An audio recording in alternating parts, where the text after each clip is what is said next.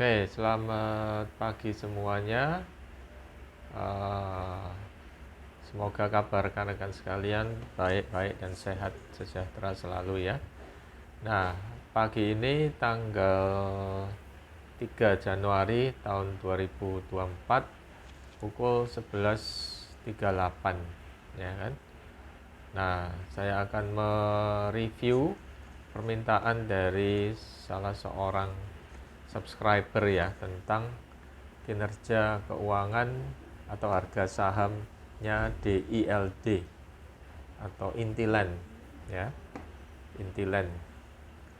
Oke ya. Jadi kalau kita lihat di sektor properti ini ya, Intiland di sektor properti, ini spekulasi saya untuk tahun 2024 ya, masih prospek ya, masih prospek.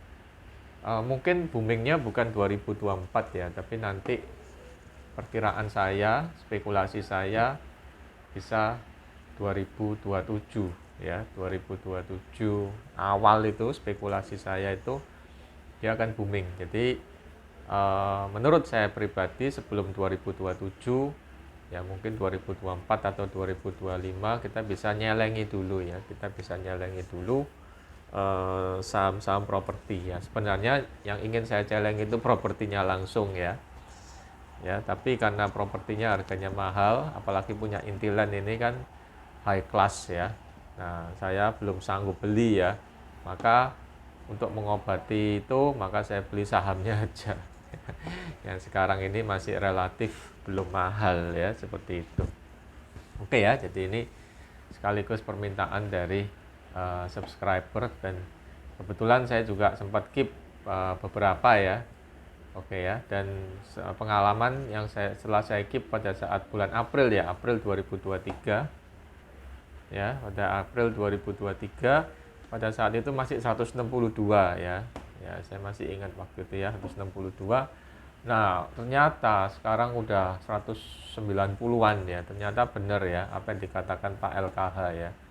Prediksi dia, perhitungan dia tentang kinerja keuangan dari kinerja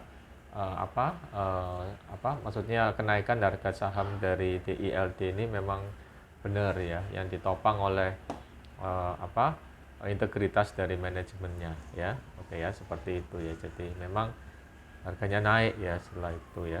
Oke, tapi ya waktu itu saya nggak keep betul ya, begitu udah tinggi saya jual gitu ya.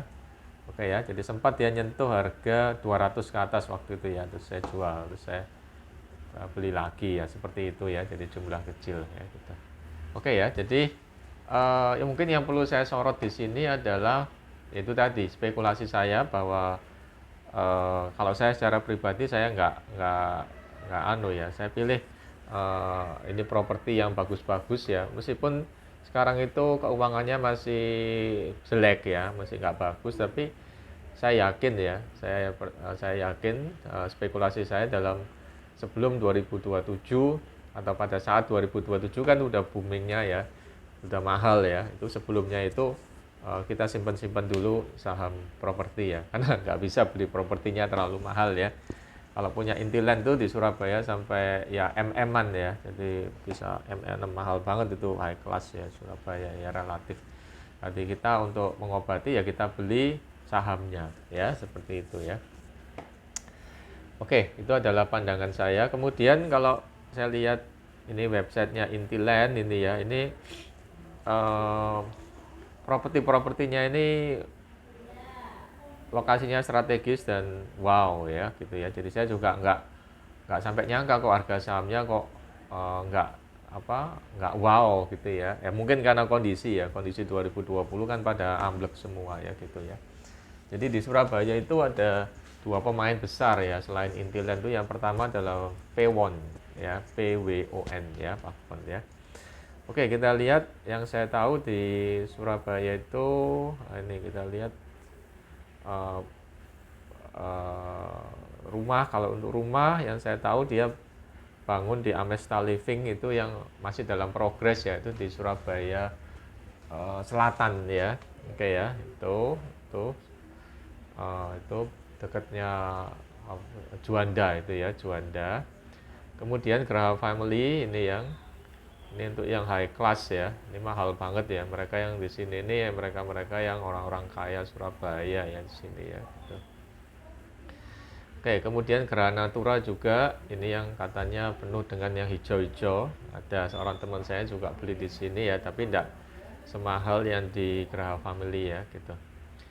Kemudian Pantai Mutiara ini dekat Kenjeran, ini juga uh, apa? Oke ya, bagus ya. Oke. Oke, itu yang saya tahu. Kemudian jadi yang menurut saya yang udah banyak penghuninya ini yang Graha Family ini ya.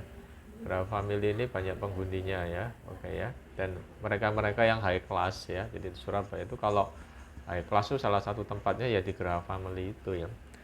Oke ya, yang Graha Natura ini baru, Amesta Living ini juga masih progres ya.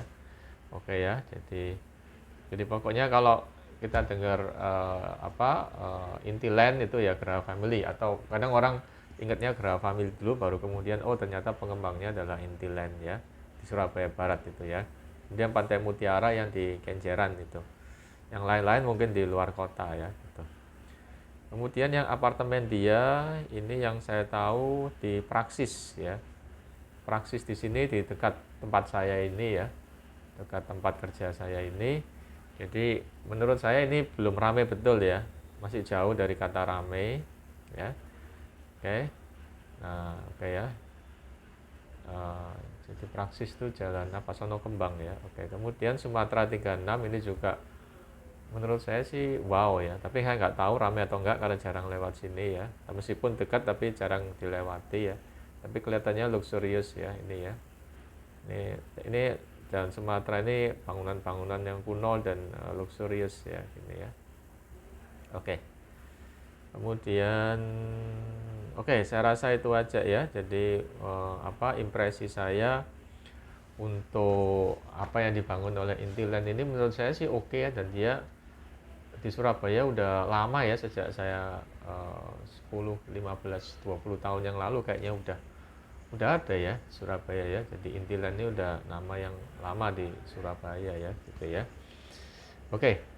Kemudian kita ke ini aja. Nah, kita ke kinerja keuangannya lewat RTI ya. Oke ya. Jadi singkatnya untuk harga saham dia ini menurut saya ini masih murah ya, masih diskon ya menurut saya ya. Oke ya. Terus kita lihat pemegang sahamnya. Nah, ini ada Pak LKH ya. Pak LKH cukup besar ini ya.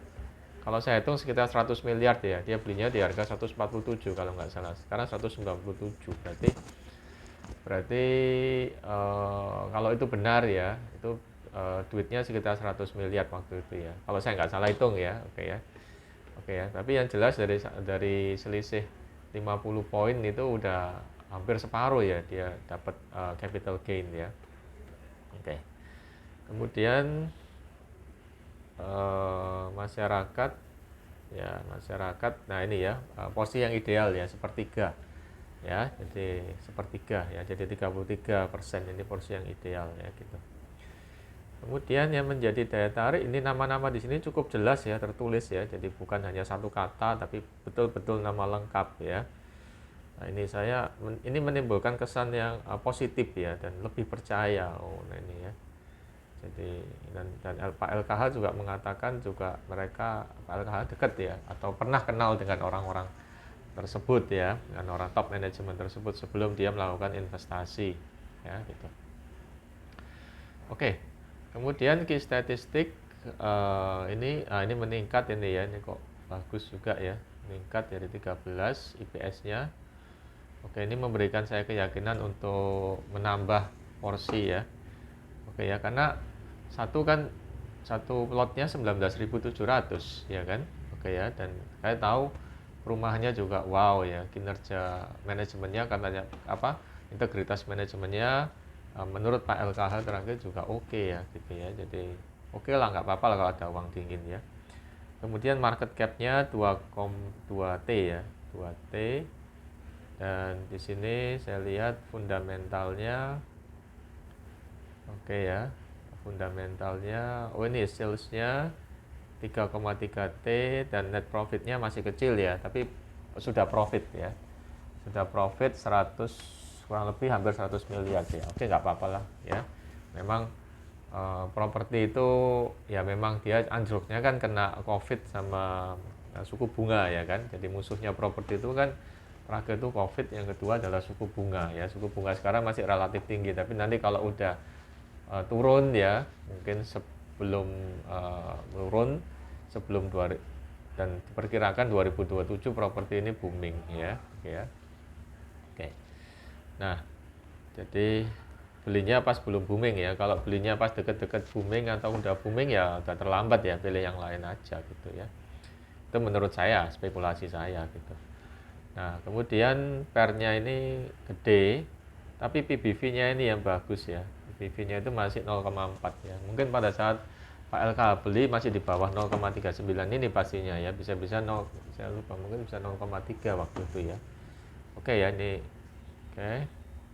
Terus kemudian, nah tentu saja utangnya masih gede, tapi asetnya dia juga banyak, dan bisa jadi aset berupa lahan ini. Ini lahan ini kan nilainya kan naik terus ya.